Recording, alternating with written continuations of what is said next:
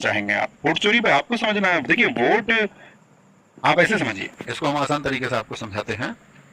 आ, आपने फसल बोई, तो जब आप फसल बोते हैं तो आप चाहते हैं ना कि फसल अच्छी पैदा हो। अच्छी फसल पैदा हो इसके लिए आप वर्ष भर मेहनत करते हैं, आप चाहते हैं उसके कुछ नतीजे आए। अब उसके जो नतीजे आने हैं, अब आपका जो फल है वो यानी कि जो आपने अनाज पैदा किया उसको कोई लेके भाग जाए, तो यानी कि देखिए लोकतंत्र की सबसे बड़ी शक्ति क्या है? लोकतंत्र की सबसे बड़ी शक्ति है वोट। और सबसे बड़ी शक्ति यदि वोट है और उस वोट को चोरी कर लिया जाए, तो यानी कि आपकी शक्ति आपसे छीन ली गई है।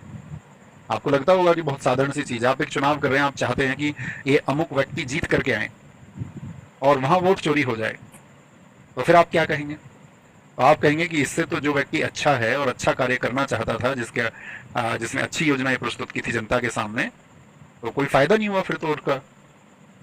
तो राहुल गांधी जी ने सवाल उठाए कि भाई आपका यहाँ पर जो है, हम सवाल उठाते हैं आपसे कि आप यहाँ पर जो है एक पाक्षिक रूप से, जैसे कर्नाटक में सवाल उठाए गए, 1 लाख फर्जी वोटर्स, बहुत जगह सवाल उठाए।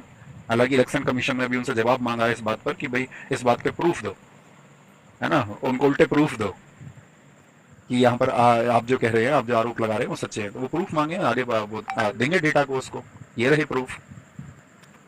और उपचुनावों में आप देखिए, अभी जो सब इलेक्शंस होते हैं तो उनकी हकीकत तो सबके सामने है ही। जानबूझ के कोई कुछ और चुनाव करे तो वो व्यक्तिगत चुनाव है ना।